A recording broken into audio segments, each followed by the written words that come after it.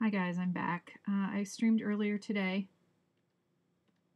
when I was working on a book commission cover, and now I am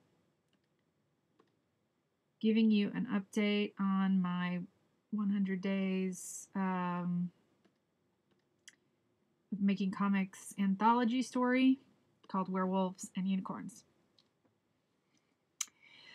I tried to do an update earlier this week, and like a dummy, I left the mic off. It looks like the mic is on, so I have spent about an hour on this tonight, and the dog is like being very aggressively wanting me to go downstairs. So if I start yelling at her, that's why. Anyway, so let me just finish filling this in, and then I will show you what I did or where I'm at on this page. I decided to get rid of the weird black lines on this that I had earlier for the moon background on this panel, if you saw that, because it wasn't working, and I don't think I'm going to leave it straight black. However, I did not like how I had it.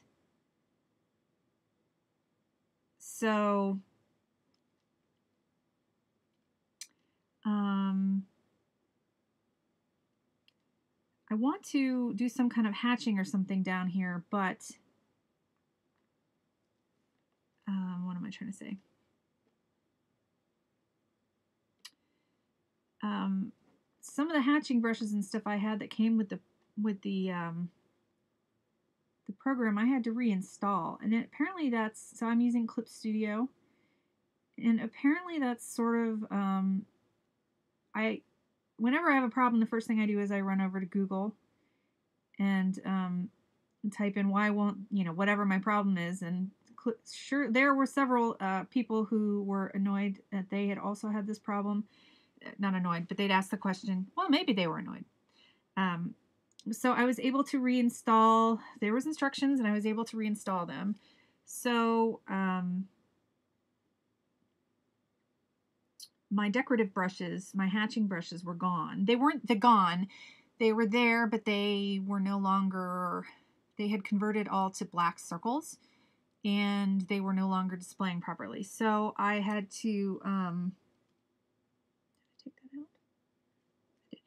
So I had to then follow the instructions. The Clip Studio had listed a instructions in Japanese, but there's a translation for the page. And it was very simple to re-add your tools. In fact, I don't know, you can't see this, but because I've got this screen up that you wouldn't be able to see my tools over here. But basically, you just go to the subtools and you click on the option to get the setting things, and you can add initial subtools. There's a drop down on the side of that tab, and if you click on that, you'll get the add initial subtools, and then you can reload the original subtools. And you can also then, say you had made a modification to the subtool that you liked, it'll show, it won't just erase it, it'll drop in the initial subtool at the bottom of the list, so you can keep your modified one. Anyway, whatever. So I had, because my original idea was to do something like this. Here, I'll show you. I don't know if it's going to work or look good, but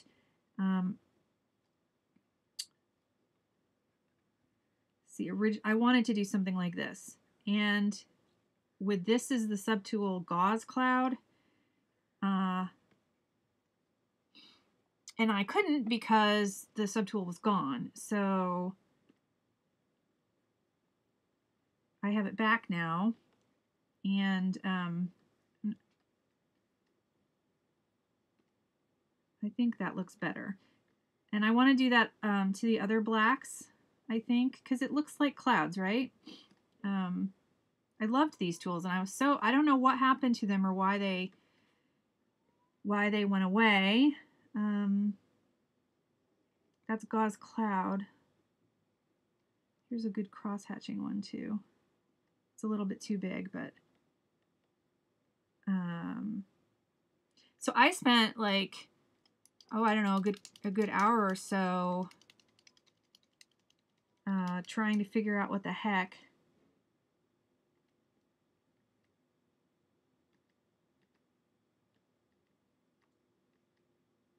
See, it adds clouds really well, or a cloud effect really well, I guess I should say. With a tone. So, let's see. So I know I want to do that in some of the other places. Let me put this. I might tweak that a little bit, but that was the look I wanted to go for originally. But I had tried the line thing because I had lost those tools, spent like an hour trying to figure out how to get those tools back. I figured it out. And now I can play with this. So and I'm going to do that to the background up here, in the top, in the background. I will probably add a layer. Let's see, where's panel 1? All right, here it is. So I'll probably add a layer, and then I will use white because I don't want to mess with that. So let's see, and then I got to go back to my decorations tool. And there's different ones. I don't know which one would be the best, but so let's do gauze cloud in white. And so I can just paint it in white up here, and then however I want it, and then I'll just cut it away with. I'll cut it away. I'll erase like where it's all over you know what I'm saying. I'll make it blue, and then I'll the layer blue or whatever, and then I'll erase or mask out what I don't like. All right, so however, that doesn't look good. Or what I'll probably do is do a selection. Let's see, where's the lines? The lines on the background layer. Oh, I could just do a selection of the spot blacks with my wand tool. And this will be better. So I'll just do a selection of my blacks. And then I can add my white clouds.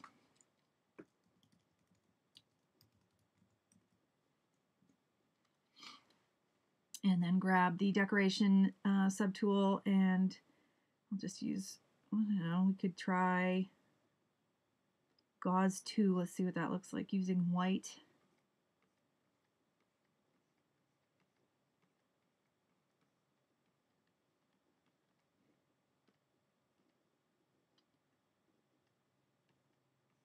So that's set with 0. Is my anti-alias off on that totally, or does it not have one? It doesn't have one, it doesn't look like. Well, I don't like that. So let's see. Or this was one I downloaded, which is a cool cross-hatching brush, which is not appropriate here, but look how cute that is. There we used gauze, so sand. This also, okay, that didn't have its alias on, so. All right, so if you put anti-aliasing on, you can, this is called sand. And I mean, I'm sure I could download or make up my own too, but I really thought that the ones that came with the program were pretty good. And I can go back and forth between black. So this is actually kind of making it look like there's more foliage back there.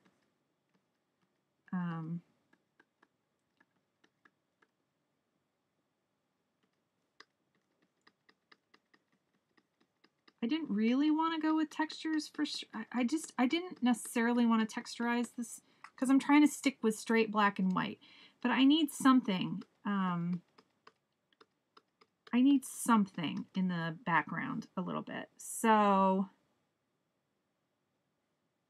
where are the lines?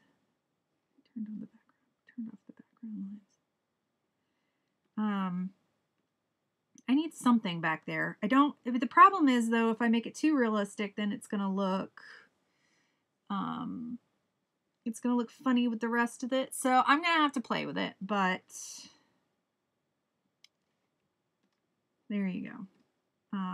Easy enough. It might just be that I just need to add some stars and stuff back there. But again, when I have the text and elements on, it will look a little bit better. And I still have to decide what I'm doing back down here. It might just be black. Because I'm going to have I want to do like a decorative text title down here. Or maybe a box. Covering all this up here. So what I tried to tell you about in my last video was where I was at with the page. So tonight, what I did was I haven't finished this here with the moon because I got to figure out what the text is going to say and where the text box is, and I don't really want to do work that I'm just going to cover up if I cover it up. So I'm going to probably have a text box on this panel at some point. Oopsie, wrong button, wrong slider. But this is what I did today. I figured out sort of how I wanted my action lines to look, and I fiddled with it a lot, and this is as good as I could really get it. I mean, I could probably work on it for another like freaking a million hours and try to make it even better, but again, I'm trying to move on, so hopefully that is good enough. And some of this, there will be a text box somewhere, probably, I think, with a small text box on this panel, probably. And I'm thinking it'll probably be down here in the bushes. So I've got the first, I need to now tweak the background on the moth moon still, and then so what I have left after that is I had explained that I changed from the thumbnails, I had changed the roughs. I showed this in my last video, but there was no sound. So what I did was, so I went from the thumbnails to the roughs, and I actually put in perspective. In the thumbnail, there wasn't perspective. So I set up, using the perspective ruler, I set up the 1-point perspective. And I think he's a little off. And I wanted to change I wanted us to be like seeing over, what the unicorn was seeing. And then I think my original thumbnail for this last panel was better than this rough, but the original thumbnail was very stiff, up and down straight, and I want the werewolf to have more action. So I tried to make it more dynamic. So hopefully when I pencil it, it will work better, and then ink it. Because my penciling and inking is kind of hand in hand. I don't like pencil everything perfect. I sort of, since I'm working digitally, I can, erase, and you see me work. So my penciling and my inking is sort of like the same process. Same sort of like one, it's not one, they aren't separate steps really. At least not for this project. So anyway, so that's my update. I am moving along slowly but surely. So I'm not going to finish tweaking the backgrounds. I'm going to leave these first 4 panels as they are, and I'm going to work on the next 2 panels tomorrow and the next day whenever I get to it. And I'm not going to finish the backgrounds until I finalize and lay out the text or work on the text, because like I said, I don't want to invest lots of time tweaking a background that will end up being covered. So,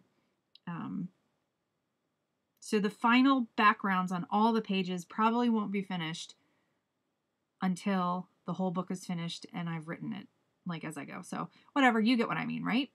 Right? So let's save this and then I'm going to sign off. And hopefully when I upload this one, you guys will be able to actually hear me because I messed up last time. So this is progress on werewolves. Werewolves. Oh my gosh. And unicorns. And what did I do? Panel 4. Panel 4, page 1. And get it right into the description, talking about my progress on page 1 and how to fix the, how to reset, how to add initial subtools in Clip Studio Paint. Sure, that's what I talked about, right? Okay, I'm out of here, guys. I'll talk to you later.